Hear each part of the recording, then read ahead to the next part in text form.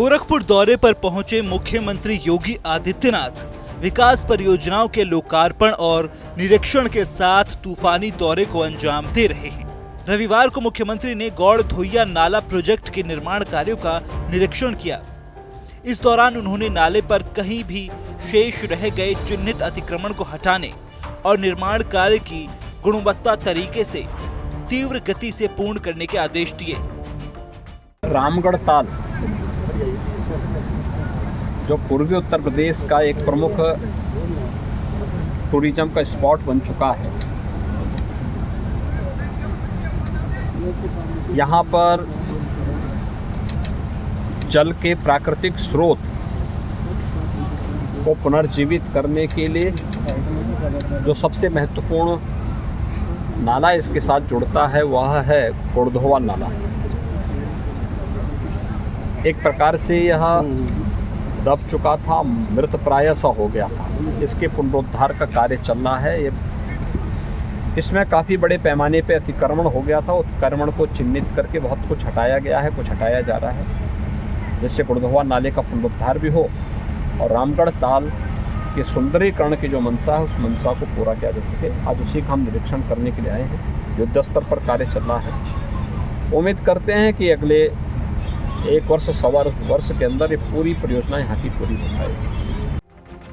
गौड़ धोइया नाला प्रोजेक्ट के निर्माण कार्यों का निरीक्षण करने के बाद सीएम योगी ने मीडिया कर्मियों से बातचीत की। इस दौरान मुख्यमंत्री ने कहा कि रामगढ़ ताल पूर्वी उत्तर प्रदेश का एक प्रमुख पर्यटन केंद्र बन चुका है।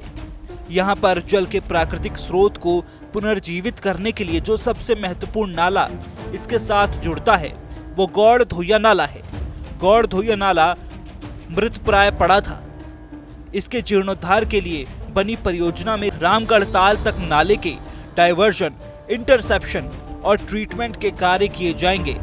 सीएम योगी ने कहा कि मंशा है कि रामगढ़ ताल में कहीं से भी प्रदूषित जल न जाने पाए। इस दृष्टि से 10 किलोमीटर के इस नाले का पुनरुद्धार करने और गोरखपुर के उत्तरी क्षेत्र की जिला निकासी की समस्या का समाधान करने का भी कार्य हो रहा है।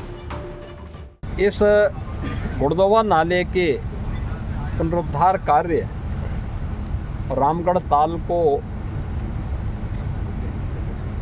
कहीं भी कोई प्रदूषित जल उसमें न जाने पाए, इस दृष्टि से जो उसके सुंदरीकरण का कार्यक्रम चल रहा है उस कार्यक्रम के तहत यहाँ पे ये गोड़धोवा नाले के पुनरुद्धार के कार्यक्रम के साथ वर्तमान में कार्य प्रारंभ हो चुका है, जिसमें लगभग 10 किलोमीटर के इस नाले को पुनरुद्धार करने और गोरखपुर के उत्तरी क्षेत्र के जल निकासी की समस्या का समाधान करने का भी कार्य हो रहा है। सीएम योगी ने कहा कि नाले के पुनरुद्धार से गोरखपुर के उत्तरी क्षेत्र में निवास करने वाली लगभग 3.5 लाख से अधिक की आबादी को सीधा फायदा होगा। साथ ही पुनरुद्धार कार्य के पूरा होने के बाद इन क्षेत्रों में निवास करने वाले नागरिकों को आवागमन का भी एक बेहतरीन माध्यम प्राप्त होगा। मुख्यमंत्री ने कहा कि गौड़ धोइया नाला पर काफी बड़े पैमाने पर अतिक्रमण हो गया था, उन्हें चिन्हित कर हटाया गया और कुछ और भी हटाया जा रहा है।